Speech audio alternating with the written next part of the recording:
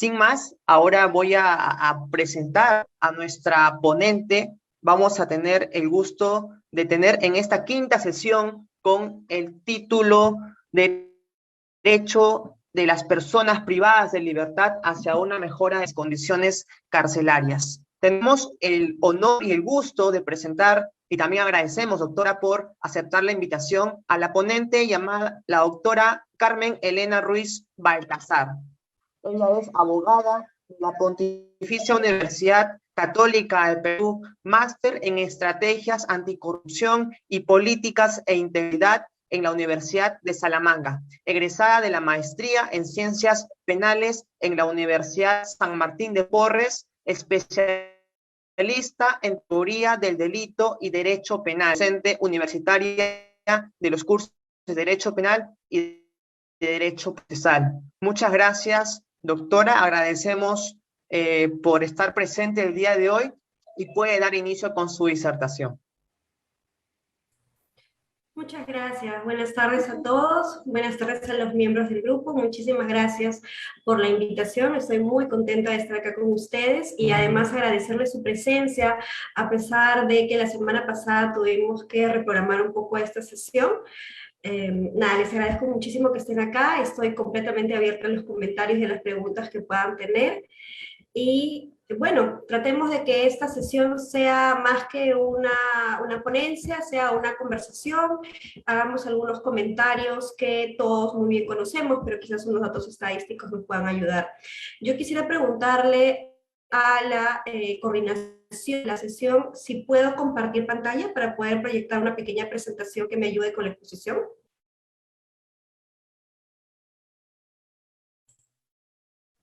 Sí, me parece que ya se le ha habilitado, profesora. Si nos puede confirmar.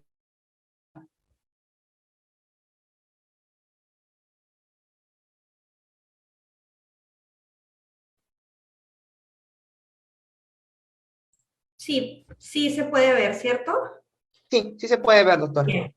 Listo, vamos a comenzar con la conversación del día de hoy, porque eso es lo que espero que pueda hacer entre todos los que estamos presentes. Vamos a hablar un poco acerca de los derechos del interno. Vamos a conversar un poco acerca de qué opciones tenemos, o a mi juicio, qué posibilidades tenemos de una mejora en las condiciones carcelarias. Y también un poco de un tema que, si bien es harto conocido por todos los que vemos un poco estos temas o esta área del derecho penal, siempre se tiende a olvidar o a dejar de lado que es el derecho de los internos, es el derecho de las personas privadas de libertad. Con lo cual siempre es importante hacer un pequeño refresco de memoria sobre que las personas privadas de libertad mantienen sus derechos. Creo que alguien tiene un micro abierto. Con mis acciones. ¿Me podrían apoyar, por favor, con silenciar los micros? Bien, muchísimas gracias. Bueno, entonces, como les comentaba, creo que es muy importante que podamos recordar un poco acerca de la importancia del mantenimiento y del respeto y la garantía de los derechos de los internos, a pesar de que en conversaciones coloquiales muchas veces el resultado o lo que se espera es que no sea así. De hecho, lo he escuchado, como les comentaba en la presentación, yo soy profesora universitaria y alguna vez en alguna clase los alumnos de manera muy reiterada me señalaban que cómo es posible que los internos, los delincuentes, puedan tener derechos y cómo es posible que estos sean respetados porque pareciera que tuvieran mucho más derechos que las personas que son víctimas de los hechos que ellos habrían perpetrado. Y creo que es importante, bajo esta óptica, que podamos recordar un poco estos puntos. Bien, voy a avanzar con la lámina. Bien, uno de los primeros puntos que quisiera comentar es: ¿qué opinarían ustedes si yo empiezo esta conversación señalándoles que cuando entramos a sede de ejecución penal, el victimario, es decir, aquella persona a la que le estoy atribuyendo un delito y además le impongo una condena de privación de libertad, pasaría a ser víctima? De hecho, ese es un planteamiento que existe actualmente en la doctrina del sistema penitenciario o el estudio del sistema penitenciario.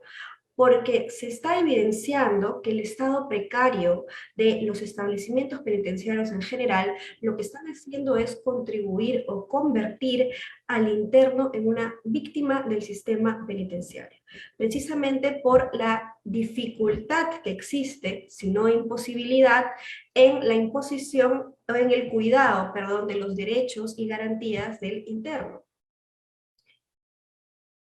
De hecho, cuando el interno ingresa al establecimiento penitenciario, ingresa a un circuito donde lo que podemos ver es que hay un incremento de la criminalidad.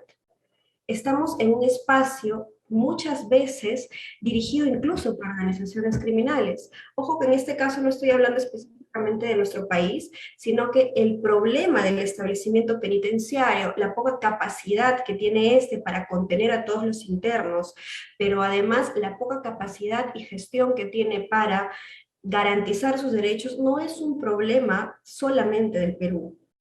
Es un problema, si no mundial, por lo menos regional. De modo que muchas de las cárceles o los establecimientos penitenciarios de nuestra región tienen unos problemas similares, si no peores, o en un estado un poco más grave. Y uno de los puntos más importantes y los por los que debemos empezar es que todos los que hemos estudiado alguna vez derecho penal hemos estudiado los fines de la pena, ¿cierto? En un ámbito de prevención, en un ámbito de represión, pero es importante que recordemos además cuál es la finalidad de la privación de la libertad. El Código de Ejecución Penal en el artículo 2 establece que el fin de la ejecución penal, es decir, de la ejecución de la pena, de la posibilidad de la restricción de la libertad de la persona condenada, es la reeducación, la rehabilitación y la reincorporación del penado a la sociedad. De modo que la base y el fundamento es esta reinserción a la sociedad. ¿De acuerdo? Y es exactamente eso lo que tiene que atender nuestro sistema penal en general y definitivamente nuestro sistema penitenciario. ¿Cuánto de eso es realmente lo que estamos logrando? Creo que una primera crítica que se puede hacer hasta este punto, a pesar de que estamos recién iniciando esta conversación, es que se asume de entrada que el derecho penal es la única respuesta al ámbito de criminalidad. Creo que no me van a dejar mentir cuando podemos nosotros revisar noticias, comentarios políticos o comentarios de la sociedad cuando señalan que la solución a nuestros problemas es aumentar penas, colocar cada vez penas muchísimo más graves, y no lo quiero colocar como ejemplo, sino como ejemplo de algo que no deberíamos pensar.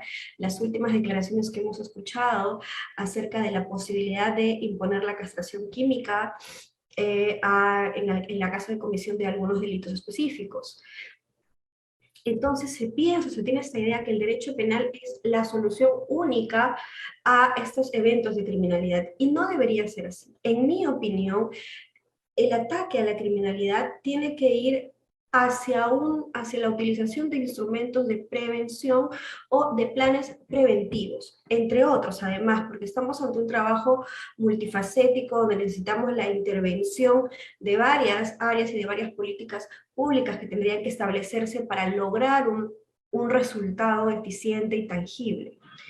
Pero lo importante y lo resaltante en este caso es que nuestra primera mirada no puede ser el derecho penal siempre.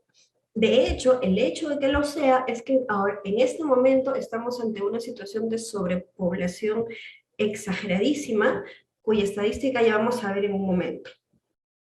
Y una segunda crítica que quisiera comentar es que una vez que interviene el derecho penal, tenemos que tener un derecho penal, un sistema penal eficiente. ¿Y qué significa que tengamos un derecho penal eficiente? Es importante que aquellos que reciban el mensaje que transmite la imposición de una pena, el pasar por un proceso y la imposición y la ejecución penal, signifique que estamos ante la vigencia del ordenamiento jurídico penal. Es decir, se mantiene el ordenamiento jurídico penal. ¿Por qué? En el momento en el que la sociedad empieza a sentir que nuestro ordenamiento jurídico penal ya no es vigente, ya no se mantiene vigente, ya no está cumpliendo sus fines, entonces podríamos empezar a estar en una situación de caos como es la sensación de inseguridad que tenemos en este momento, que bueno, que más que sensación es bastante tangible, por cierto. Con lo cual, una primera mirada hacia el sistema penal y en específico al sistema penitenciario es uno, la respuesta no es necesariamente la aplicación del derecho penal. Y dos, cuando sí lo sea, necesitamos atender al sistema con un derecho penal fuerte y eficiente. Y eso implica una adecuada implementación del sistema penitenciario. Bien, para regresar entonces o para aterrizar estas ideas o estas opiniones en aquello que ya tenemos establecido en nuestro Código de Ejecución Penal, podemos ver que el artículo 5 establece el respeto de los derechos del interno. Es decir, el interno va a mantener los derechos que no se le hayan sido privados como consecuencia de su condena.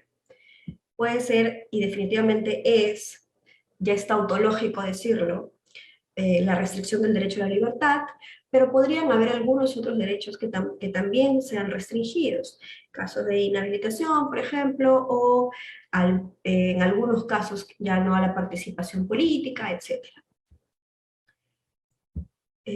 Sin embargo, los otros derechos sí se mantienen vigentes. Y tanto se mantienen vigentes que su respeto y su efectiva garantía, como lo veremos más adelante, son inmensamente trascendentales, no solamente para recordar que que el Estado se vuelve garante del cuidado de seres humanos cuya dignidad debe ser respetada, pero sino además porque entonces no estamos ante un sistema penal eficiente, que es precisamente el objetivo, aquello que queremos lograr. Y en tercer lugar, porque no estamos logrando la finalidad de rehabilitación y de reeducación. Creo que una de las cosas más criticadas es precisamente la posibilidad de alcanzar este objetivo. Bien, finalmente he colocado el artículo 147 del Código de Ejecución Penal porque nos habla del INPE y del trabajo que realiza el INPE. Creo que todos ya conocemos que el INPE es quienes se encargan específicamente de la eh, administración económica, financiera y del funcionamiento en general de los establecimientos penitenciarios. Con lo cual, si bien el INPE depende de un ministerio, que sería el Ministerio de Justicia, tiene su propio pliego, es autónomo y por lo tanto en él recae en este momento muchos de los tratamientos que se reciben dentro de los establecimientos penitenciarios. Y tiene finalmente el manejo de la administración.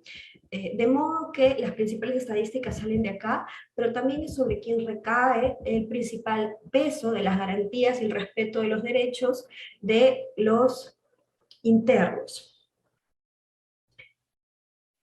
Bueno, el objetivo del INPE en todo caso es dirigir el sistema penitenciario nacional, tienen que buscar una adecuada política penitenciaria y tienen que tender a la resocialización del interno, con lo cual no es poco el trabajo que tiene el INPE, no son pocas las fines que tiene el INPE, de hecho son bastante cruciales para identificar como uno de los puntos fuertes o débiles, dependiendo de la labor que realicen, de nuestro sistema penitenciario. Y a propósito de eso, vamos a ver algunas estadísticas precisamente del INPE.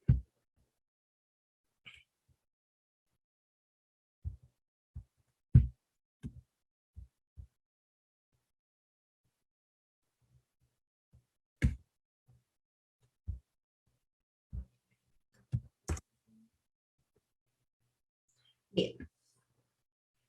Según el informe estadístico que está publicado por el INPE, cualquiera de ustedes lo puede revisar o puede tener acceso a esta información. Hacia junio del año pasado, de hecho ya hay una versión actualizada, pero los datos son más o menos similares. Hacia junio del año pasado, la población penal intramuros era de aproximadamente 87.000 personas. Bien, de este total, más o menos 82.000 eran varones y un aproximado de 4.000 tantos eran mujeres. Y en este rango, en este total, creo que es bastante significativo que advirtamos la cantidad de personas que están ahí como condenados y otros que están como cumpliendo un mandato de prisión preventiva. Aproximadamente 31.000 están como procesados y unos 55.000 están como sentenciados, con lo cual es importante que nosotros identifiquemos de cara al tratamiento penitenciario que se va a dar, cuánta de la población carcelaria en este momento está ahí porque está pagando una pena, porque está cumpliendo una pena privativa de libertad, y cuántos están ahí únicamente porque están esperando la continuación de su proceso. Bien, con lo cual los derechos no van a cambiar, pero quizás los objetivos y el tratamiento que se le da a cada uno tiene que ser especial en algunos casos. Bien, la mayoría de los establecimientos penitenciarios del país definitivamente han excedido sus límites. Como les mencionaba inicialmente, esto no es algo exclusivo del Perú. De hecho, se repite muchísimo en muchos establecimientos penitenciarios a lo largo de nuestra región, lo que es lamentable, por cierto. Y con lo cual podemos decir válidamente que la mayoría de nuestros establecimientos penitenciarios se encuentran en una situación de hacinamiento.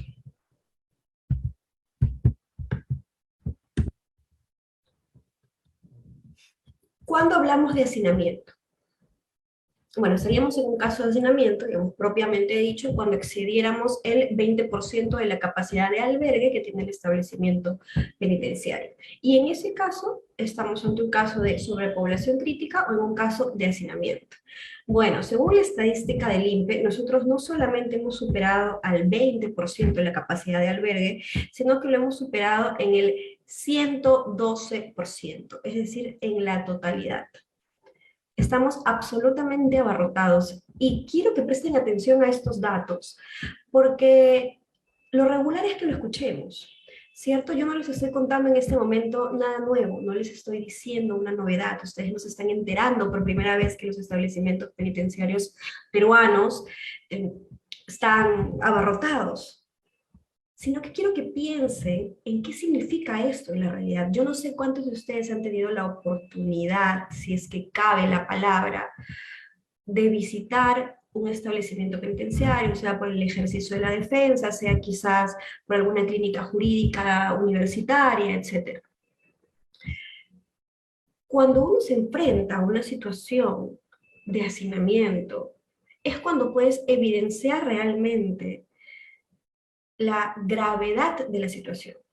Uno se la puede imaginar si te lo cuenta como un dato estadístico, pero el realmente pasar por esa situación, el realmente advertirla y verla, te hace evidenciar realmente cuántos están afectando los derechos fundamentales de los internos y cuán lejos estamos de una verdadera capacidad de resocialización y de reeducación de las personas que están internas en estos establecimientos penitenciarios. Bien, para seguir comentando estos temas, como les comento aquí, estos datos son, lo que les voy a mencionar ahora es del 2021. En el 2021, el caso más grave era del establecimiento penitenciario de Chanchamayo, que tenía una población penal de 689 internos, para un establecimiento que únicamente tiene capacidad para 120 internos. Este dato es del 2021. Pero el dato estadístico del presente año, del 2022 del INPE, repite la misma situación. Evidentemente, en un año, una sobrepoblación de más del 100%, que en este caso es el 574%, es decir, 5 veces más la capacidad, no va a cambiar de un año a otro, ciertamente. En este momento, el establecimiento penitenciario de Chanchamayo ha excedido 5 veces su capacidad. Y esa es la realidad de las personas que están ahí en este momento. Bueno, por debajo les coloco al establecimiento penitenciario de Cerro de Pasco, que no es que no tenga problemas de hacinamiento, pero los tienen una medida mucho menor. Son quienes menos hacinamiento tienen o menos sobrepoblación tienen. Ahora bien, ¿qué supone esta sobrepoblación? ¿Qué supone esto que no es un dato nuevo para ninguno de nosotros? En primer lugar, un evidente deterioro de los servicios básicos. Claramente, la ubicación, claramente los recursos que puedan tener los internos van a verse prudencialmente, si no gravemente disminuidos. hay también un tema muy importante que es la seguridad penitenciaria. ¿Cuántas veces no hemos escuchado acerca de motines en los establecimientos penitenciarios? O incluso cosas que no salen en las noticias, pero que ocurren a la interna, que pueden ser problemas entre los internos del establecimiento penitenciario que generan un ambiente de inseguridad para ellos mismos. La garantía de su seguridad y de su integridad también es un derecho que tiene que ser respetado y no parece serlo, especialmente en casos de sobrepoblación. De hecho, un promedio también reportado por el INPE es que aproximadamente ocurren 3.5 incidentes de seguridad al día. Al día, y esto es solo un promedio, lo que quiere decir que hay establecimientos penitenciarios donde ocurren muchísimo más de 3 veces al día. Y estamos poniendo en grave peligro a las personas que permanecen en el establecimiento penitenciario, y esto no es un dato menor. Otra consecuencia, una reducción considerable de los ambientes. Los ambientes que están establecidos para programas en los que ingresan los internos. Si nuestra labor es reeducativa y de resocialización y de reinserción, el establecimiento de programas que contribuyen con ello es básico y fundamental. Pero el hecho de que exista una sobrepoblación o un hacinamiento disminuye considerablemente la opción de poder ingresar a estos programas. Porque así como hay una dificultad de recursos, hay una dificultad de brindar esos servicios para absolutamente todos los internos en un estado de sobrepoblación.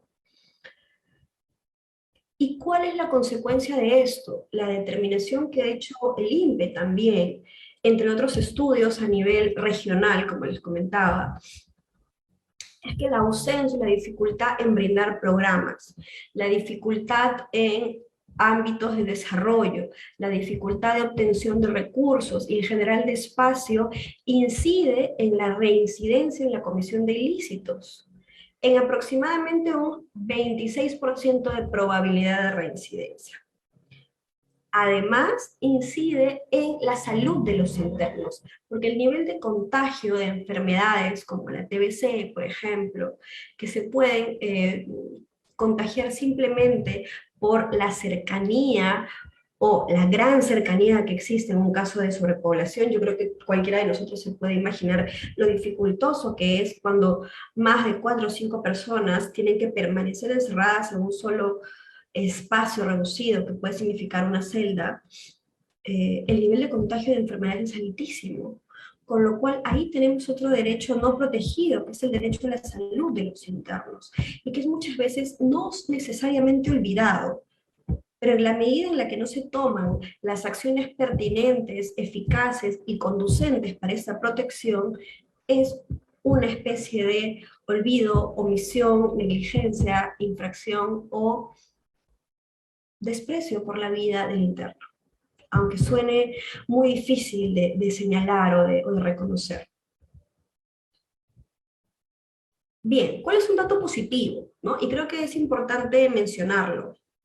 Señalaba el INPE que al año 2019 el 92% de la población carcelaria, esta información es a nivel nacional, se encuentra afiliada al Sistema Integral de Salud o al SIS, con lo cual se están dando esbozos de interés en el cuidado del interno. Y en efecto, aquello que es positivo debemos resaltarlo, debemos tenerlo en cuenta, debe ser comunicado, pero no perdamos de vista que hay una larga lista de problemas propios del sistema penitenciario que impiden lograr los objetivos para los cuales se han establecido algunos de estos programas. Bien, tenemos que tener en cuenta además que los internos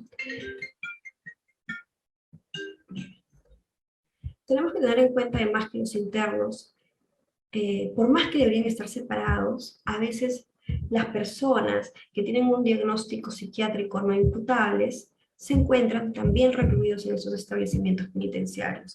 No vamos a discutir en este momento si es que eso debe o no debe ser así, eso está en el plano del deber ser, pero en el plano de la realidad es que esto por lo menos hacia el año 2019 se reportaron aproximadamente 500 casos de diagnóstico psiquiátrico dentro del establecimiento penitenciario. Pero fuera de eso, los casos de depresión diagnosticada, depresión clínica al interior del establecimiento penitenciario, supera el 50% de la población penitenciaria. Esto quiere decir que la salud mental, como evidentemente forma parte del derecho a la salud, tiene que también ser atendida por el Estado, que es el garante de la vida de los internos en el establecimiento penitenciario. ¿Y cuántos de estos programas realmente atienden ese factor? Creo que es algo que tenemos que tener muy en cuenta cuando hablamos de estos temas. Con lo cual, creo que podemos llegar a una conclusión válida, sin intención, por supuesto, de atacar a ninguna institución pública, sino como una descripción de un dato de la realidad, es que el INPE o nuestro sistema penitenciario en general se encuentra en una grave crisis. Le diría yo una crisis quizás sin precedentes, donde la capacidad administrativa, operativa y de gestión se ha visto completamente desbordada. Y como les he mencionado antes, esto impide que haya un efectivo tratamiento respecto de la seguridad del interno, la salud del interno o todo aquello que se encuentre bajo su competencia respecto de los establecimientos penitenciarios. Por lo cual en este momento es válido señalar que estamos ante un nivel de crisis de los establecimientos penitenciarios bastante marcado y bastante fuerte. Es muy complicado para los internos en este momento mantenerse en los establecimientos penitenciarios en unas condiciones que no podamos calificar como no vulneratorias de sus derechos fundamentales. Aquellos, por supuesto, que mantienen. Con lo cual, podemos señalar definitivamente que nuestro sistema penitenciario en este momento, hoy por hoy, ha fracasado en sus fines de resocialización, reeducación y reinserción a la sociedad. No estamos en una condición idónea para brindar o señalar que tenemos una adecuada infraestructura penitenciaria, con lo cual tampoco se puede brindar un adecuado servicio penitenciario. Y eso nos lleva a nuestra siguiente lámina.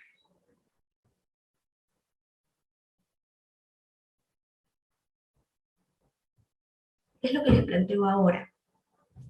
Que el hecho de que tengamos una sobrepoblación carcelaria afecta en definitiva los derechos del interno. Bien, no es un tema menor, como les decía, y se los voy a seguir repitiendo, porque creo que es algo sobre lo que tenemos que pensar. No basta con que sepamos que tenemos una gran cantidad de internos en nuestros pocos establecimientos penitenciarios que están en este momento incapacitados de proteger y ser garantes de los derechos de los internos, sino que tenemos que tener en cuenta de cómo afecta esto en los niveles de reincidencia y cómo afecta esto en la imposibilidad del control de la criminalidad en nuestro país. Bien.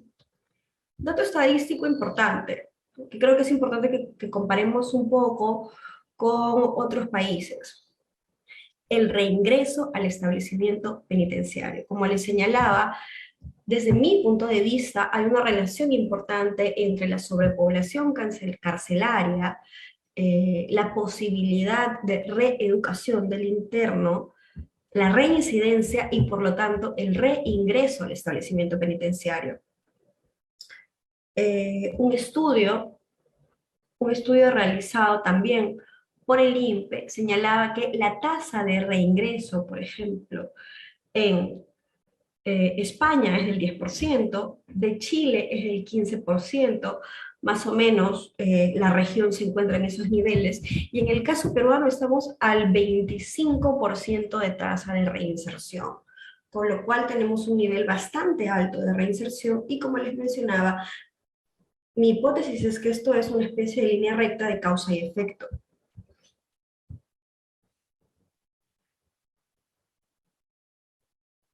Con lo cual lo que les coloco ahora en la lámina es una pregunta en el primer cajón, ¿no? Si la infraestructura penitenciaria ha acompañado el crecimiento de la población penitenciaria. Evidentemente no hay un acompañamiento. Evidentemente, la población penitenciaria ha desbordado las capacidades. Con lo cual, y aquí entramos a la materia de los derechos del interno, es que tenemos que recordar siempre que el interno solo ha perdido su libertad y quizás algún otro derecho que se pueda perder a propósito de la condena. Pero el resto del catálogo de derechos que tiene el interno como ser humano no se han perdido. Por lo tanto, requieren cuidado y requieren protección. De modo que la cárcel o el establecimiento penitenciario debe ser un lugar donde se logre esta reinserción, resocialización, reeducación. ¿Realmente es así? La evidencia demuestra que en este momento la cárcel o los establecimientos penitenciarios se enfocan en el confinamiento de la población, que es como les coloco en el tercer cajoncito. Bien, lo que sucede en este momento es que la cárcel está muy enfocada en restringir, en mantener en el confinamiento a la población penitenciaria, pero no en brindar una real posibilidad de reeducación. Por eso en el cajón número 4 les coloco, el fin principal de la cárcel ya no debería ser el confinamiento, sino la resocialización. Bueno, finalmente les pongo un dato sobre la cantidad de niños que hay en los establecimientos penitenciarios. Hacia enero del 2020, no he encontrado estadística más actualizada, habían aproximadamente 86 niños entre los 0 y 2 años. Y si bien comparamos 86 versus la cantidad de internos que existen, nos va a parecer un número no tan mayor, pero son 86 niños que están creciendo en una condición carcelaria. Y si bien el tiempo que ellos permanecen en el establecimiento penitenciario es limitado, es decir, no permanecen ahí toda su vida, también es verdad que el desarrollo de un niño en un establecimiento penitenciario o de un menor hasta los 2 o 3 años no son las condiciones idóneas. Y aún así lo estamos permitiendo y aún así nuestro sistema penitenciario no está tomando una acción adecuada en este contexto, con lo cual, si bien nos tenemos que enfocar en el derecho de los internos, también tenemos que ver el derecho de aquellas otras personas que no siendo internos permanecen en un establecimiento penitenciario.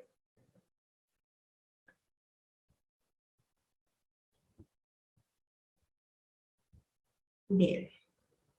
Otra cosa importante, que creo que también incide mucho en el tema de los derechos en este caso, es que no hay una propuesta socioeducativa que sea real, que sea seria, que sea comprobable en nuestro sistema penitenciario peruano. Básicamente, el establecimiento penitenciario está muy enfocado al sometimiento del interno, al castigo del interno, a la represión del interno, con lo cual se genera un ambiente de conflicto permanente dentro del establecimiento penitenciario, lo que contribuye a un proceso de deterioro del interno, especialmente y más aún en aquellos casos donde aparejado a todo esto no existe programas, no existen servicios de salud, no existe atención idónea, y cuando hablo de salud física y de salud mental también. Por lo tanto, en este momento, y me va a sonar horrible decirlo, pero lo tengo que decir, las cárceles están siendo mantenidas, tomadas como un almacén para personas indeseables para la sociedad. Como si fueran, eh, como si estuviéramos hablando de la teoría del derecho penal del enemigo, y entonces les restringimos todos sus derechos al mínimo y los almacenamos a todos en un establecimiento penitenciario, y lo único que hacemos es enfocarnos en su confinamiento, en su restricción, en reducirlos a su mínima expresión. Y no recordamos que son personas que mantienen su dignidad como seres humanos, y que por más que hayan cometido los delitos, desde los mínimos hasta los más graves, y por más que nuestra sensación social sea la de la venganza, especialmente si tienes si eres parte de aquellos quienes pueden ser considerados víctimas de los hechos que hayan cometido estas personas, debemos mantener un estado en el cual preservemos los derechos de estas personas, porque están en este momento bajo el cuidado, por decirlo de alguna manera, del Estado. Bien.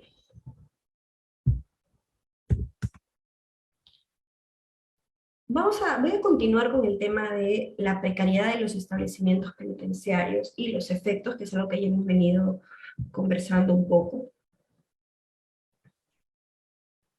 Creo que tengo algunos datos estadísticos adicionales y unos estudios adicionales sobre el impacto que tiene el hacinamiento y el tipo de sistema penitenciario que se aplica en algunas cárceles de otro país que aparentemente habrían funcionado. Bien, y una de las preguntas que más resalta en estos temas es, ¿y qué tal si dejamos el manejo de la cárcel a un privado? Quizás si privatizamos el servicio penitenciario, por decirlo de alguna manera, podríamos lograr un mayor cuidado o una mejor atención o gestión del establecimiento penitenciario.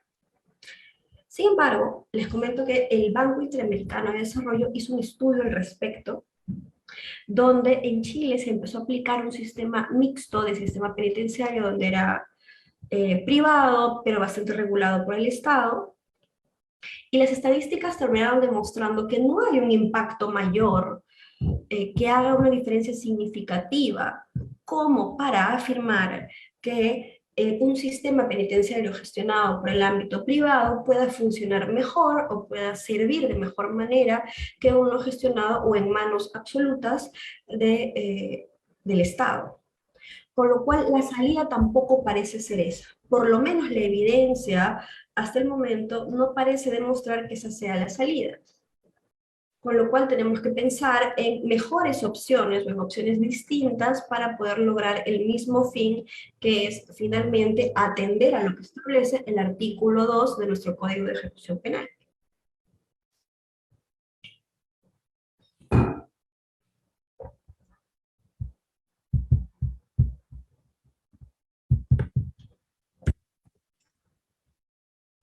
Bien, todo lo que les he mencionado está recogido en nuestra Constitución Política. ¿Bien? En los incisos 21 y 22 del artículo 139 de nuestra Constitución, señala que los reclusos y los sentenciados, con lo cual están incluyendo evidentemente aquellos que se mantienen internos, aunque no se hayan sido sentenciados, tienen derecho a ocupar establecimientos penitenciarios adecuados. Adecuados en los términos que ya lo hemos venido conversando.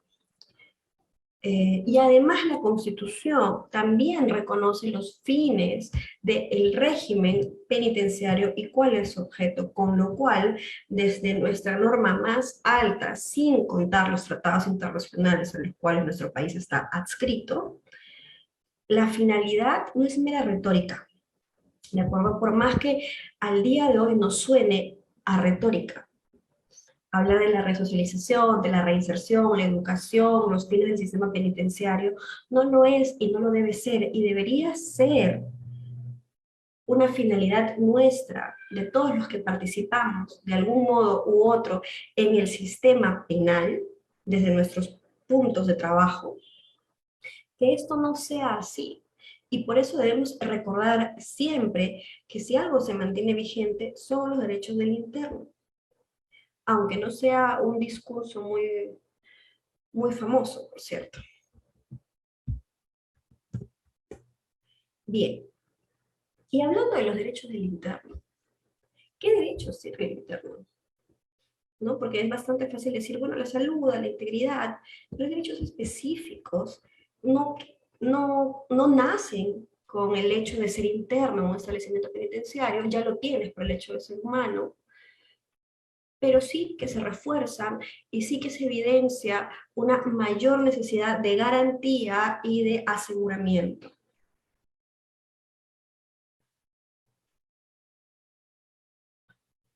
En principio, evidenciamos el principio de conservación de los derechos fundamentales, que lo que significa básicamente es que el interno mantiene sus derechos fundamentales, aquellos que no hayan sido restringidos, a propósito de la sentencia condenatoria. Y el interno mantiene sus derechos no solamente por ser humano, evidentemente por eso sí, mantiene la dignidad y etcétera, pero es un sujeto integrado a la sociedad e integrable a la sociedad. El interno en su momento fue parte de la sociedad. A propósito de un proceso penal, de una sentencia condenatoria, un mandato de prisión preventiva, fue excluido de la sociedad, pero la finalidad es que se reinserte en la sociedad, se vuelva a integrar a nuestra sociedad. Y por lo tanto, una vez que pasa bajo la garantía del Estado, tenemos que buscar la manera como sociedad de que esto se pueda realizar. Algunos derechos.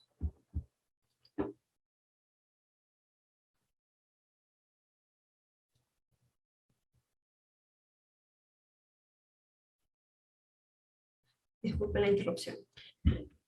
Algunos derechos, solamente para ir mencionando, los vamos a comentar ligeramente, pero sí es importante recordar que se mantienen, que existen, que están ahí, que se pueden listar, y son varios. Primero, el derecho a la igualdad y a la no discriminación. En efecto, ¿cuántas veces no hemos visto casos de discriminación?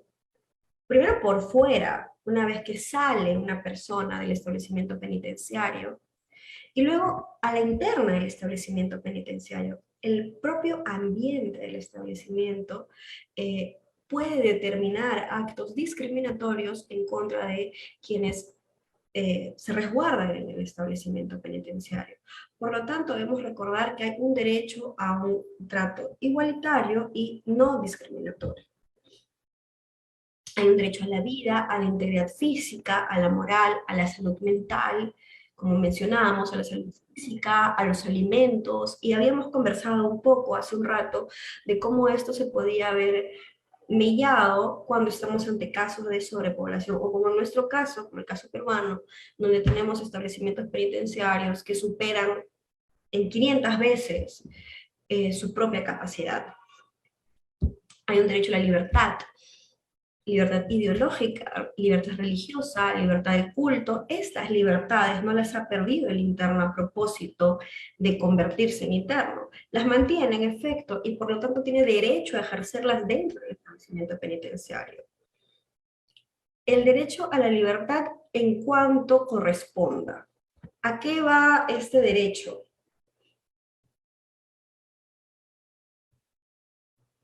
Primero, al fin de la prisión preventiva.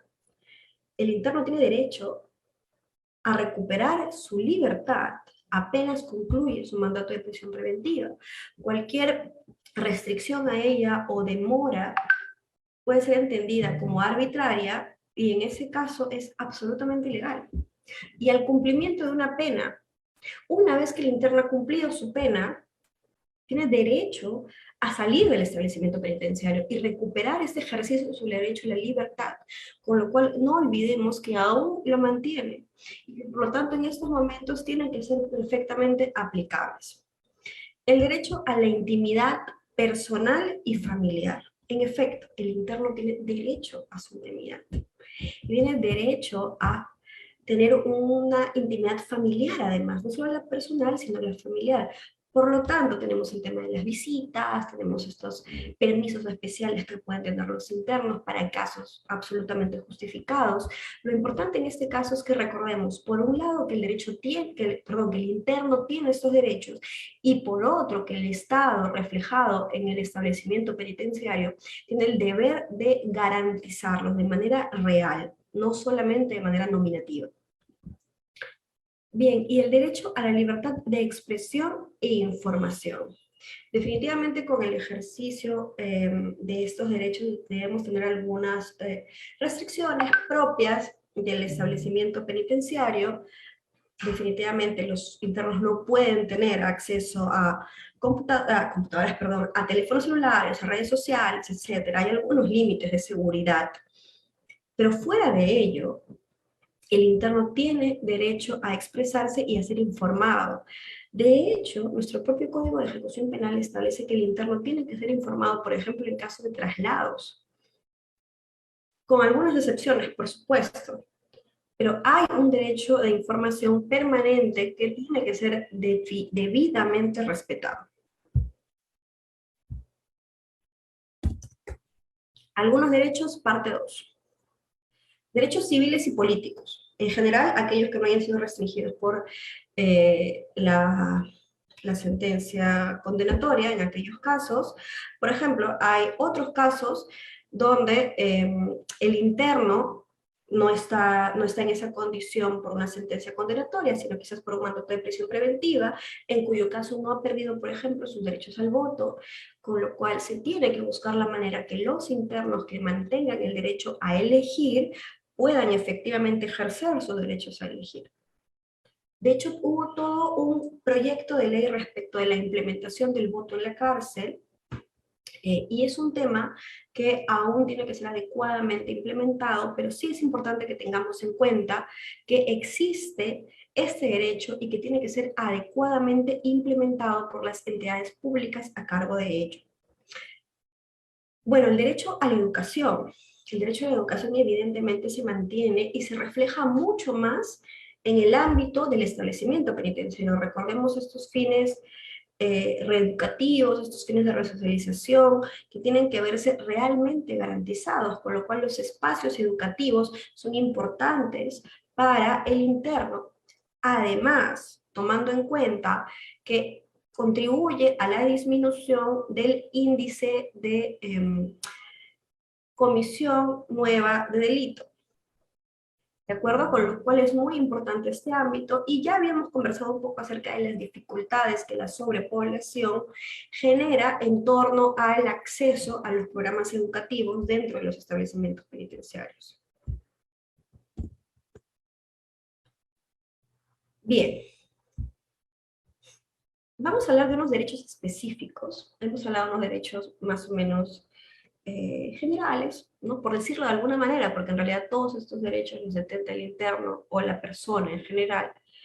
Pero acá hay unos derechos específicos que se van a activar con mayor notoriedad en el espacio del régimen penitenciario. El primero es el derecho a recibir información. Como les mencionaba antes, por ejemplo, esto es muy notorio en el caso de traslados en establecimientos penitenciarios. Con una sencilla búsqueda en internet van a poder evidenciar ustedes la cantidad de procesos de habeas corpus y de pronunciamientos de habeas corpus que ha tenido el Tribunal Constitucional sobre el derecho o la presunta o alegada vulneración del derecho a la información del interno respecto de los traslados que se realizan de un establecimiento penitenciario a otro. Porque no solamente tiene el derecho de recibir esta información, sino de poder comunicárselo a su defensa y a sus familiares. De acuerdo, con lo cual es un derecho muy, muy importante, bastante, que tiene que ser bastante claro, pero también muchas veces vulnerable. Segundo derecho, derecho a un horario de descanso y tiempo suficiente para ello. Los internos tienen derecho a descansar. De hecho, los internos tienen un espacio o un momento a lo largo de la jornada al interior del establecimiento penitenciario en el cual tienen un momento recreativo. Y es importante para este trabajo de reeducación, de reinserción a la sociedad, que mantengan este espacio de descanso y de recreación. Y además un tiempo suficiente para ello. ¿Por qué esto es importante? Porque tenemos que tener muy en cuenta de que todos estos derechos tienen que tener un reflejo real, que no pueden ser de papel, no pueden ser una mera mención, como veremos más adelante.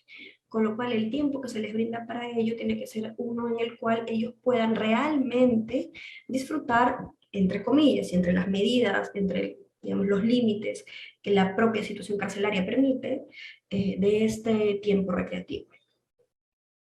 Bien, siguiente derecho, derecho a las relaciones con el exterior. En efecto, el interno tiene derecho a hacer sus llamadas, a tener alguna comunicación con sus familiares, a recibir visitas, a tener defensa, a recibir visitas de su defensa, por ejemplo. Tiene derecho a tener alguna comunicación con el exterior. Es cierto que hay alguna circunstancia en la cual el interno no lo va a tener. A veces está en un confinamiento solitario, por alguna medida de control, de seguridad del propio establecimiento penitenciario, pero estas son las excepciones. De hecho, desde mi punto de vista, mientras más se prohíbe el confinamiento solitario, mucho mejor para la labor de reinserción y educación del interno. Salvo excepciones en casos de medidas de situaciones de seguridad que realmente lo ameriten. Bien, el derecho a formular peticiones o quejas ante el establecimiento penitenciario. El interno puede formular quejas, puede formular reclamos ante el establecimiento penitenciario en caso alguno de sus derechos sean vulnerados. El interno puede realizar estas acciones y el establecimiento penitenciario tiene que buscar las medidas para que esto se vuelva una realidad y realmente sea efectivo y se pueda realizar. El derecho a participar en determinadas actividades, nuevamente volvemos al tema educativo y participativo. El derecho a ser destinado a un establecimiento penitenciario acorde al tratamiento penitenciario que le corresponde. Bien, recordemos que hay distintos tipos de tratamiento penitenciario, igual como hay distintos tipos de establecimientos penitenciarios. Tenemos el de máxima seguridad, el de mínima seguridad, y por lo tanto el interno tiene derecho a que esto sea respetado y se le coloque en un establecimiento penitenciario que coincida con el tratamiento penitenciario que le corresponde. Y de la misma manera que arbitrariamente no se le traslade a otro de una manera absolutamente arbitraria. Bien, y finalmente el derecho a los beneficios penitenciarios. Bien, todos conocemos un poco más o menos sobre los beneficios penitenciarios, y en efecto, el interno tiene derecho a la aplicación de beneficios penitenciarios o a realizar los trabajos que le permitan acceder a beneficios penitenciarios. Una restricción respecto de esto, absolutamente injustificada, deviene en arbitraria y en una definitiva vulneración de este derecho del interno. Y en definitiva, creo que no podemos negar que esto ocurre. Y los actos arbitrarios al interior de los establecimientos penitenciarios a nivel regional pasan siempre.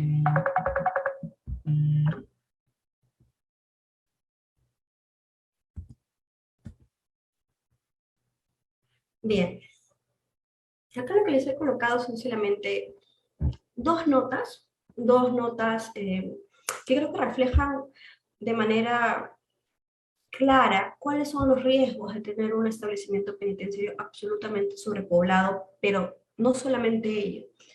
Aparentemente, el nivel de sobrepoblación es inversamente proporcional a las garantías de seguridad que se le da al interno. Por eso les coloco ahí, el modelo vigente de sistema penitenciario que nosotros tenemos está desbordado por la sobrepoblación en la cárcel. Ocurren enfrentamientos, ahí les pongo una noticia del Ecuador, donde hay enfrentamientos de bandas rivales, donde hay una posición de riesgo de los internos perenne, ¿verdad? Y el otro caso les puse el ejemplo del COVID. Creo que más de uno hemos tenido información de cómo se atendió la prevención del COVID en el contexto de la pandemia que estamos aún pasando, en el contexto de los establecimientos penitenciarios. Recordemos este derecho a la salud, este derecho a la integridad física y etcétera, que también tiene que ser cubierta al interior del establecimiento penitenciario. De ahí que se les consideró en la lista de población vulnerable para el tema de la vacunación del COVID. Debemos buscar maneras de que estos derechos que acabamos de conversar tengan un reflejo efectivo en el ejercicio, en el desarrollo de nuestro sistema penitenciario. En garantías y sistemas de protección. Bueno, las garantías de las que quiero hablar en este punto es simplemente hacer una especie ya de reflexión, casi entrando en las reflexiones finales de este caso. Es que la idea, como les vengo repitiendo, la intención, el objetivo, lo que tenemos que atender, es que el derecho de los internos, algunos de los mencionados, hay muchos más que podemos rescatar, no sea una mera disposición formal. Bien, que no estemos hablando solamente de algo de papel. Algo que se ve muy bonito en los informes, que se ve muy lindo en los reportes, en los tratados, en la Constitución, pero en la realidad no tiene un asidero, no existe un respaldo, no tenemos evidencia de que realmente se esté ejerciendo de una manera adecuada. Por lo tanto, en atención a los derechos que tiene reconocido el interno, no solo por la Constitución, no solo por los tratados, como hemos visto, algunos que también se reflejan en el desarrollo de nuestro Código de Ejecución Penal, es muy importante que se establezcan estas medidas reales y que se vuelva una política pública de atención a el tratamiento de los internos. Bien, les planteo algunas conclusiones, ¿no? Como para resumir un poco y tampoco ser tan redundante con lo que les estoy señalando, porque creo que ya les he conversado a lo largo de esto cuál es mi punto de vista, dónde pienso que están las principales críticas o las principales vulnerabilidades de nuestro sistema penitenciario. Y creo que una de las primeras cosas a resaltar es la posición del Estado frente al interno.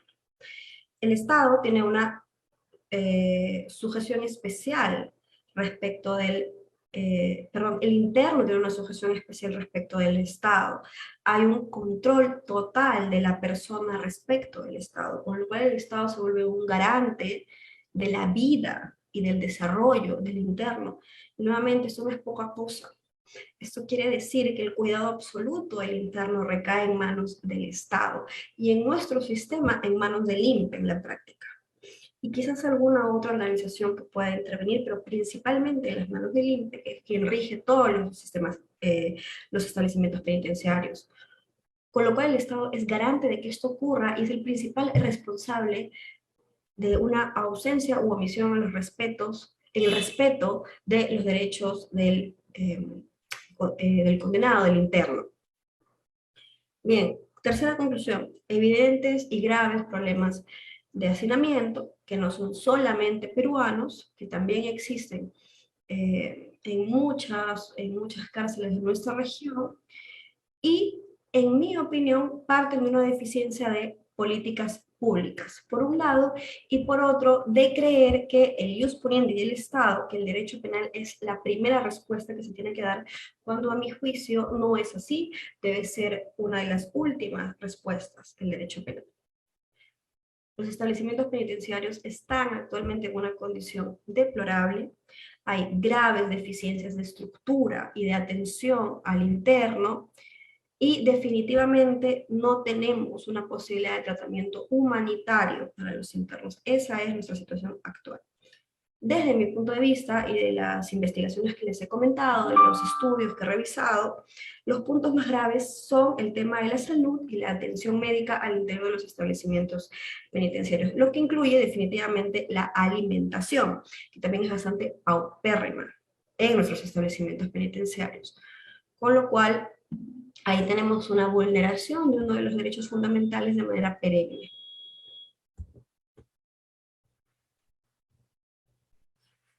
¿Por qué les pongo aquí se requiere un control efectivo sobre los establecimientos penitenciarios y no en manos de bandas criminales?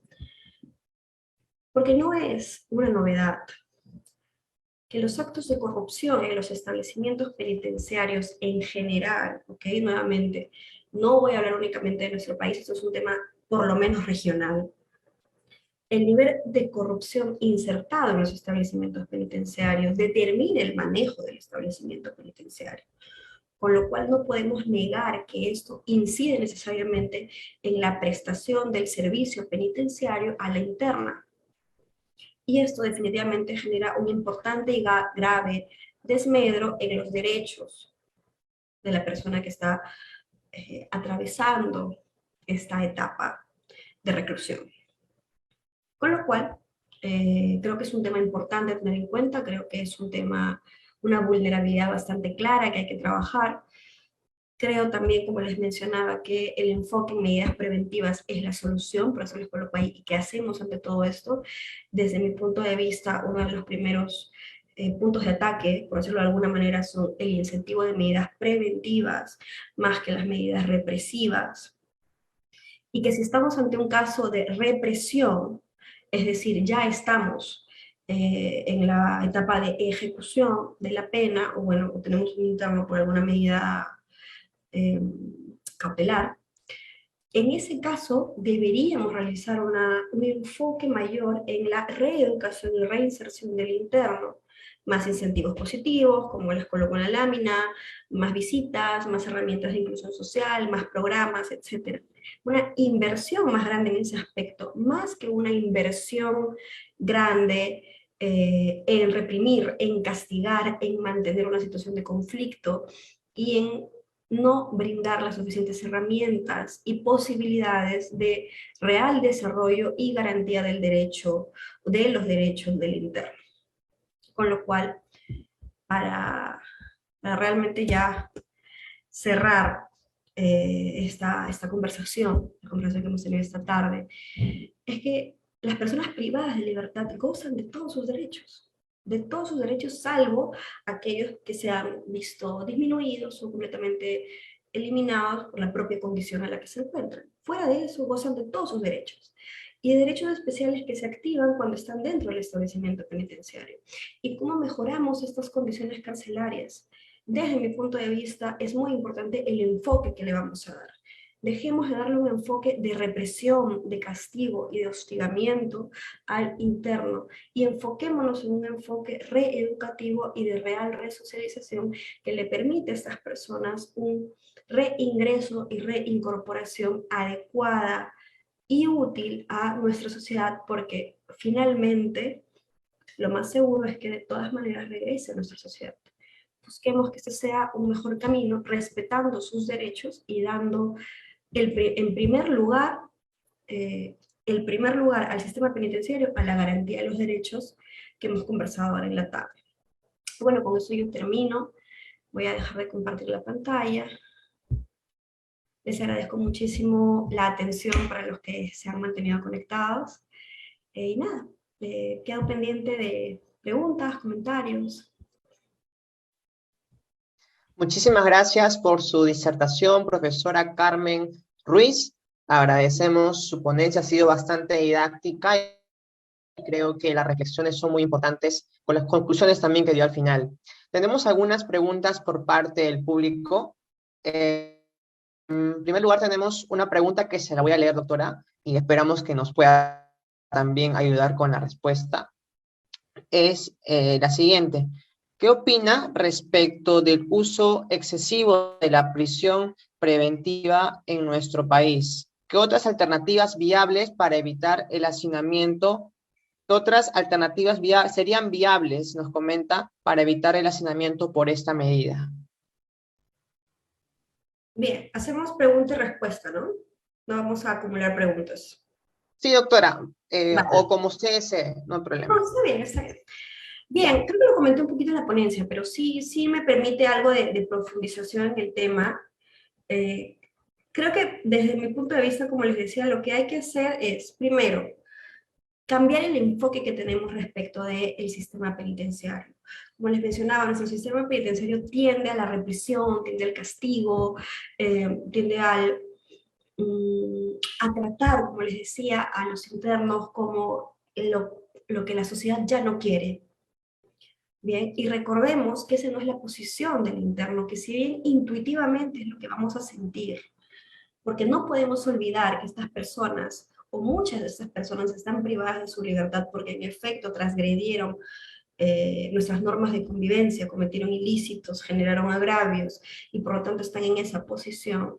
Tenemos que mantener y respetar las garantías y por lo tanto nuestro enfoque tiene que cambiar. Así que un primer paso para mí es una política pública fuerte, garantista, con un enfoque diferente al que se viene manejando actualmente. Y respecto a la sobrepoblación, en principio, tenemos que construir más cárceles.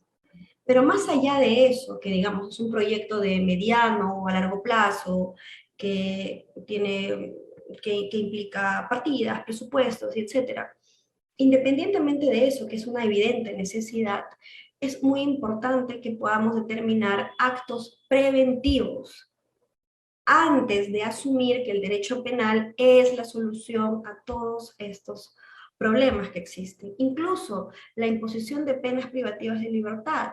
Podríamos, por ejemplo, escoger mayores casos donde mantengamos la reserva del fallo condenatorio, o mayores casos donde impongamos penas suspendidas y no necesariamente penas efectivas, podría el órgano jurisdiccional tener un mayor control sobre la imposición de mandatos de prisión preventiva, por ejemplo, que a pesar de la gran cantidad de jurisprudencia que existe a nivel nacional sobre los requisitos para la imposición de la medida de prisión preventiva, no falta a que el órgano jurisdiccional le dicte estas medidas inobservando estos principios básicos, inobservando esta jurisprudencia y de una manera cuasi arbitraria ordena mandatos de prisión preventiva una y otra vez.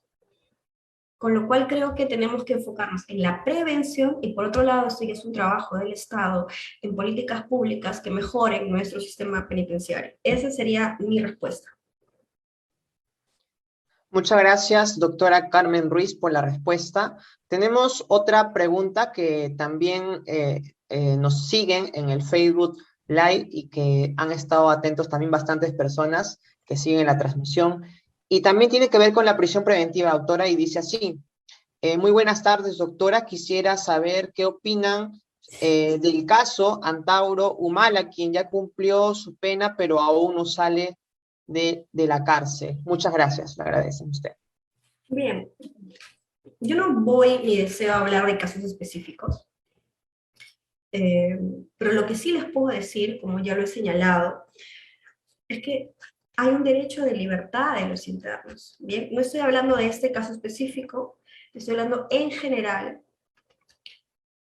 y al momento del cumplimiento de la condena, es el derecho del interno dejar de ser interno y salir del establecimiento penitenciario.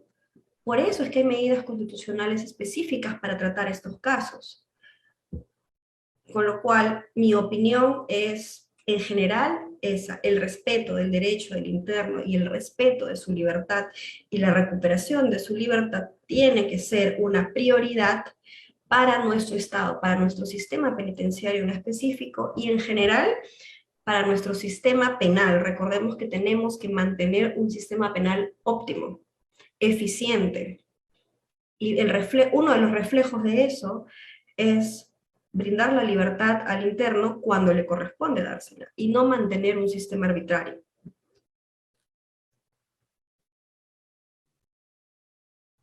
Esa sería mi respuesta. Muchas gracias por su respuesta, doctora.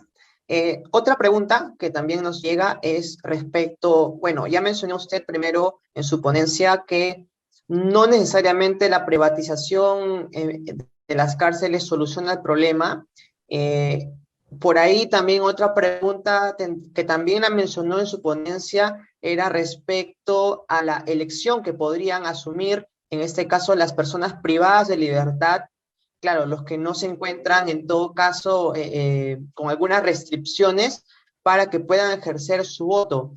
Bajo esa perspectiva, doctora, ¿usted cree que posiblemente, conocemos a nuestros candidatos y candidatas en nuestro país, generen más políticas públicas o tengan un acercamiento a los centros penitenciarios, sabiendo que también cuentan con votos ahí? ¿Sería eso una opción óptima? Es también los que nos llega una pregunta y le agradecemos, doctora, su respuesta.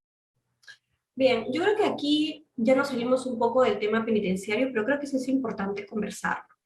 Y el ámbito político no puede estar alejado de las políticas públicas que son trascendentales. Porque el que es candidato hoy probablemente ocupe un cargo público mañana. Con lo cual sí es importante que haya una atención directa a los espacios vulnerables y que requieren atención. Estoy hablando en un ámbito donde estoy asumiendo que este interés es legítimo y no es un interés para obtención de votos, digamos, por puro populismo. Pero suponiendo que estamos en este ámbito del deber ser, del interés real, en efecto, como les mencionaba, creo que uno de los puntos más importantes de nuestro sistema penitenciario es hacernos responsables. Es que el Estado se haga responsable de su posición de garante sobre los internos, y por lo tanto una política pública en ese sentido es necesaria. No solamente más presupuesto es la respuesta. Un buen presupuesto y una buena gestión va a hacer una enorme diferencia. Y a la larga va a poder incidir, estoy convencida de eso, en los niveles de criminalidad de nuestro país. Muchas gracias, doctora. Tenemos una respuesta que al parecer lo van a hacer por micro abierto, aunque tenemos, interesante, tenemos dos respuestas más que nos habían enviado, a ver, se la voy a leer, doctora, a continuación. ¿Ya? Le dicen, muy buenas tardes, doctora, excelente ponencia. Mi pregunta es la siguiente, ¿considera necesario concientizar a la población respecto a los derechos de las personas privadas de libertad? Ello debido a que existe una gran presión popular sobre el Estado para que éste continúe conduciéndole bajo el enfoque de la represión, ¿no? Creo que usted nos comentaba sobre las medidas preventivas, pero le dejamos la respuesta, doctor, para que nos pueda comentar. Sí, en efecto. Yo les comentaba de lo que a mí me había pasado en micro, ¿no? En pequeño, que era los comentarios que tenía en una clase universitaria precisamente cuando hablábamos de los derechos del interno. Y como les decía, el comentario natural, quizás por nuestra propia condición de seres humanos, es que rechacemos la idea que alguien que ha dañado tenga un derecho que respetar. Pero lo tenemos, y es parte de nuestras garantías como Estado, y es parte incluso de su derecho a no ser discriminado.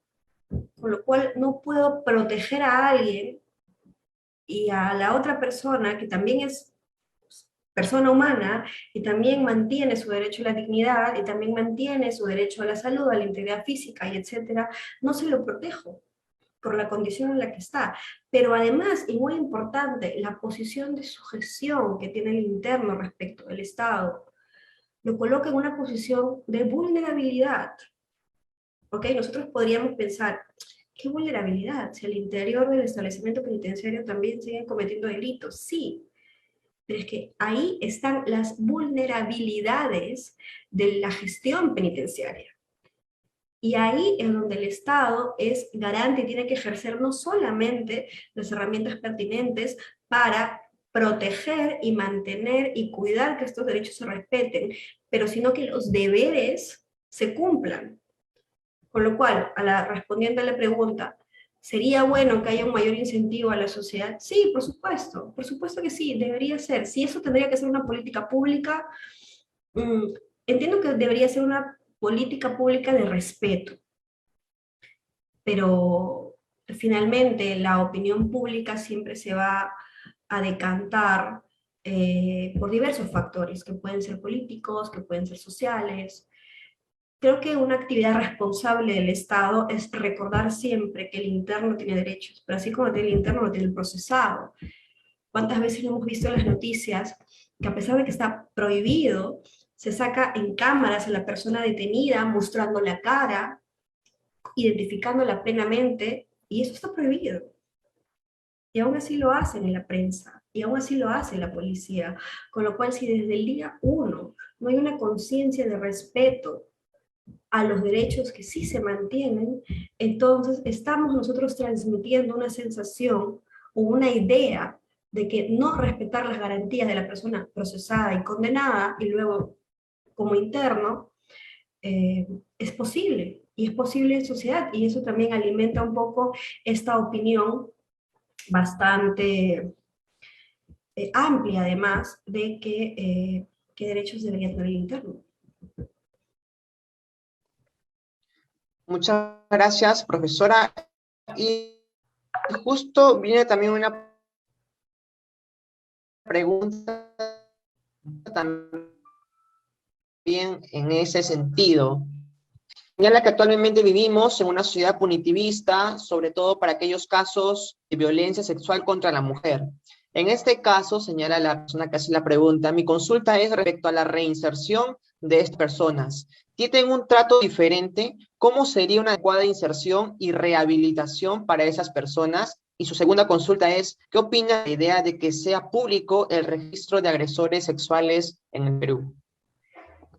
Ok. Creo que aquí tenemos que hablar un poco de política criminal, un poco de sistema penitenciario y un poco de populismo. A ver, este tema es un tema muy complejo por su gravedad y porque aparentemente las medidas que toma el Estado no parecen ser suficientes, porque aún así estos lamentables casos siguen existiendo día a día. No solo en nuestro país, en muchas partes del mundo. Creo que no solamente en estos casos, sino en más de un caso podemos hablar de alguna dificultad de reinserción en el sentido de la garantía de que no va a volver a pasar. Y no debemos confundir una reinserción y reeducación con una garantía absoluta de que algo no va a volver a pasar. Nosotros no podemos nunca reducir los riesgos a cero. Bien, por mucho que implementemos las mejores medidas de reinserción y de reeducación, estadísticamente hablando, no podemos esperar que esta persona que sale en libertad nunca más en su vida volverá a cometer otro ilícito. Hay una probabilidad de que sí ocurra, y en ese caso se volverá a activar el sistema penitenciario y el sistema penal. Por otro lado, esta pregunta tiende más a la respuesta de una persona que pueda estar capacitada en temas de salud mental. Tendremos que identificar con seguridad, la persona que ha cometido estos actos es una persona que debe tener alguna falencia en términos de salud mental, con lo cual no requiere un tratamiento que no sea psiquiátrico, por ejemplo, que no requiere una terapia específica, que no requiere un tratamiento adecuado, y este tiene que ser identificado y brindado. ¿Debería y podría ser al interior del establecimiento penitenciario? Sí. Sí. ¿Y cómo funcionaría un sistema penal eficiente? Que se pueda identificar que esta persona va a mantenerse siendo un peligro para la sociedad porque esta reeducación no va a ser posible a propósito de alguna falencia que pueda tener. Y en ese caso el tratamiento será distinto. En ese caso quizás lo mejor sea un internamiento, o en ese caso lo mejor será buscar otras medidas de protección que puedan evitar que esta persona vuelva a ser un peligro para la sociedad. Pero si algo tenemos que tener claro es que es imposible que garanticemos un riesgo cero de comisión de ilícito. Bien, los riesgos siempre se van a mantener, los riesgos difícilmente se reducen a cero. Y bueno, respecto de la publicación de los nombres, y etcétera, creo que sí es importante como seguridad ciudadana quizás poder conocer esta información. Sin embargo, sí creo que podría haber una colisión con algunos otros derechos. Pero creo que a estas alturas nosotros ya podemos hablar de un tema de proporcionalidad y ponderación de derechos y ver cuánto se justifica la publicación de esta información. Tenemos que hacer un análisis de necesidad en este punto. Tendríamos que medir la eficacia de este registro. No basta con que tengamos un registro porque sí, o porque nos parece que es lo mejor. Tenemos que medir que ese registro esté realmente funcionando y que realmente esté cumpliendo fines preventivos. Y si está cumpliendo fines preventivos, entonces puede incidir incluso en disminuir la sobrepoblación carcelaria, por ejemplo. Y tenemos un efecto de bola de nieve con varios beneficios al respecto. Entonces sí, si nosotros podemos medir y tenemos un resultado positivo de que este registro está cumpliendo sus fines, yo creo que se justifica su existencia. Agradecemos por su respuesta, doctora. Y ahora vamos a dar el paso a esta pregunta a micro abierto a nuestra participante Mireira Flores. Puede encender su micro y hacer la pregunta respectiva. Me comunican por interno si se le han habilitado la opción.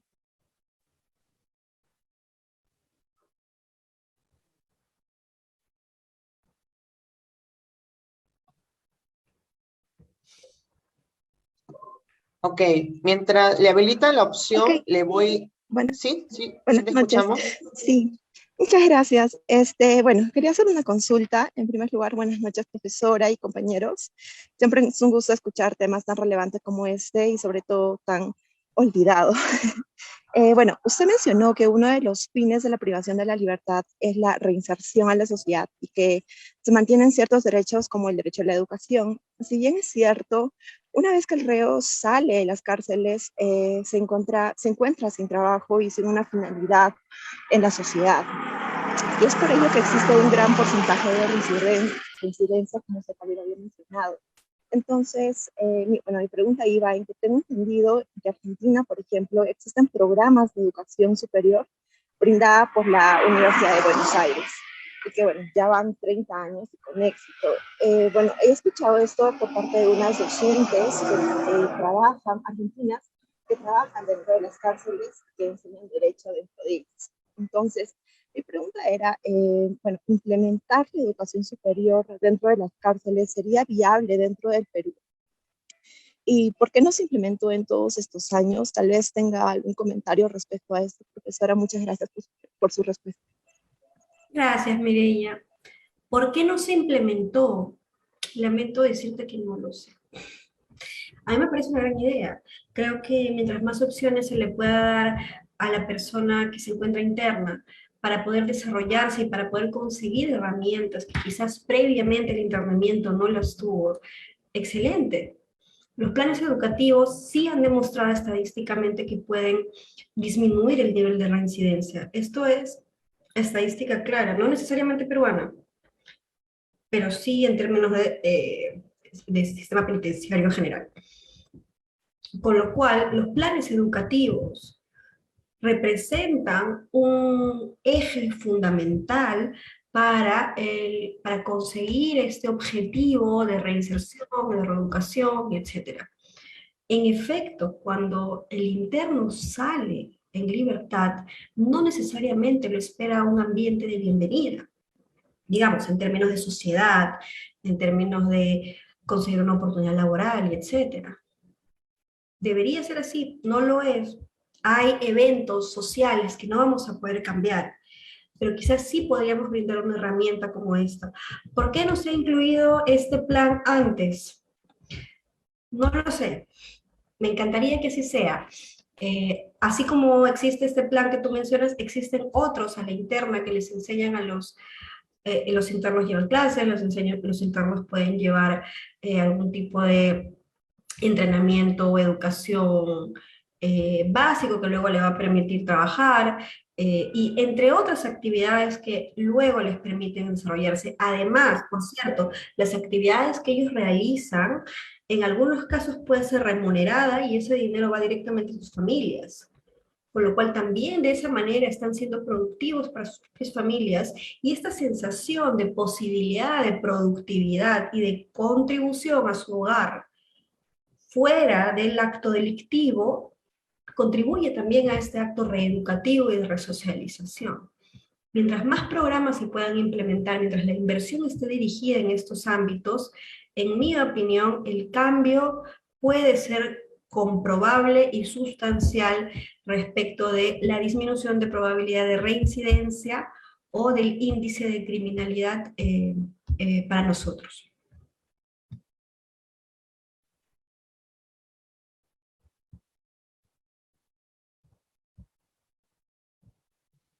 Muchas gracias, profesora. Y finalmente tenemos una última interrogante, y ya con eso estaríamos cerrando. Nos preguntan, ¿cuál es su postura respecto a la aplicación de las reglas de Banco? ¿Las mujeres privadas de libertad merecen un trato diferenciado? Bien, el tema de las mujeres privadas de libertad es un tema sensible también, porque recordemos que en nuestra sociedad específicamente, las mujeres hemos tenido durante mucho tiempo una posición difícil, de poco reconocimiento, no solamente en términos valorativos, sino también de protección estatal. De modo que la protección que puede haber a las mujeres tiene que ser transversal, creo yo. No podría ser que tengamos una, digamos, alta protección de derechos fundamentales en un sistema penitenciario regular y luego le disminuyamos esta protección cuando se trata de una población como es la población carcelaria de mujeres. Especialmente, como les comentaba, cuando muchas de ellas mantienen a sus hijos durante un limitado periodo de tiempo en el establecimiento penitenciario. Y siendo esas las condiciones, creo yo que sí hay un nivel de protección importante que tiene que tomarse en cuenta cuando se trata del desarrollo de políticas para el caso de la población penitenciaria femenina.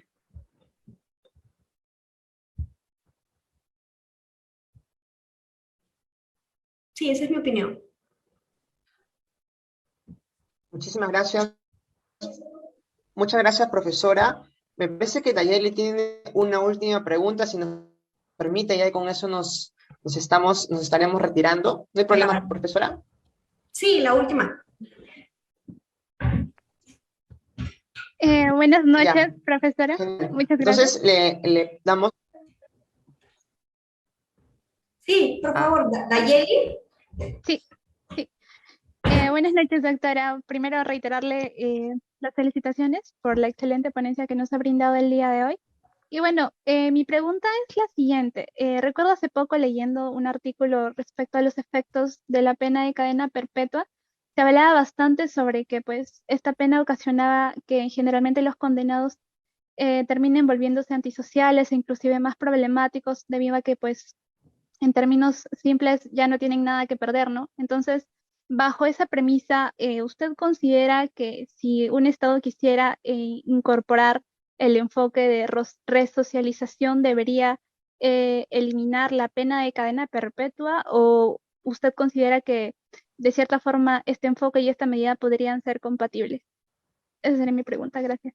Bien, no dudo de esa estadística, Nayeli. De hecho, por eso les mencionaba que es importante que disminuyamos en un sistema penitenciario lo más posible los confinamientos, especialmente estos confinamientos en solitario que muchas veces tienen en los establecimientos penitenciarios.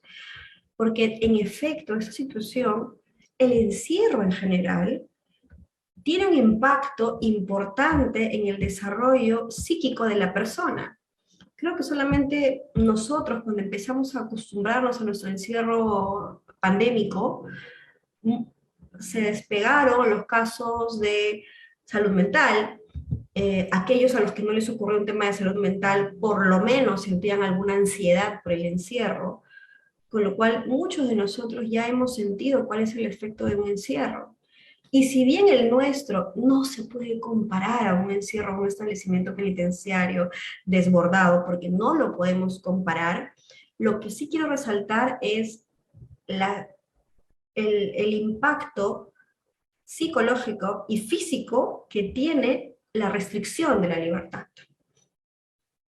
Así que sí, de hecho, la cadena perpetua no solamente está cuestionada por el impacto que pueda tener en la persona respecto de su comportamiento, sino además porque qué fin reeducativo, resocializador y de reinserción en sociedad puedo querer con una cadena perpetua. Es contradictorio. Pero la cadena perpetua existe por política criminal, con lo cual el enfoque es distinto. Y por política criminal yo sí considero que la podemos mantener, pero por política criminal. Si me voy a un enfoque estrictamente penitenciario, yo creo que no debería existir. Pero son enfoques distintos, son puntos de vista diferentes. Si los puedo hacer confluir, podría decir que es excepcional. Podría decir que en ese caso mi fin no puede ser ni reeducativo ni reinserción, porque una cadena perpetua, por definición, no me va a permitir una reinserción. Y entonces no estoy cumpliendo con mis fines. Pero creo yo que debería mantenerse para algunos casos, porque no vamos a engañarnos. Hay casos de delitos tan graves, tan peligrosos, con un mensaje social tan poderosamente negativo, que la respuesta estatal tiene que ser proporcional en esos casos. Pero además por un tema de seguridad, porque son casos no solamente graves, sino que podría ser un caso absolutamente demostrado en el cual la persona o las personas que han cometido este ilícito representan un real peligro inminente para la sociedad y por lo tanto su posibilidad de salida a la sociedad puede ser un peligro mayor y con lo cual estamos en un caso de nuevamente ponderación de derechos. Así que por política criminal yo creo que sí debería mantenerse, pero si atendemos única, estrictamente y de manera limitada y no vemos más allá de las posibilidades del sistema penitenciario, entonces pues hay un aparente choque, bueno, no aparente, hay un choque con el objetivo del sistema penitenciario. Y esa sería mi respuesta. muchas gracias, doctora, por su respuesta. Creo que ya hemos terminado con la parte de las preguntas y agradecemos por haber respondido a todas las preguntas. Queremos agradecerle de parte del Círculo de Derechos Humanos. Esperemos contar con su presencia para en otras sesiones, en otras oportunidades que podemos desarrollar más adelante. Asimismo, también queremos agradecer a los asistentes que se mantienen activos tanto en el Facebook Live como en la plataforma Zoom, y indicarles que nos pueden seguir en las redes del Círculo de Derechos Humanos, de Facebook, Instagram, tenemos YouTube, en la página que hemos creado y en el LinkedIn. Esto es todo, y con mi presencia hasta otra oportunidad. Muy buenas noches con todos. Gracias, buenas noches.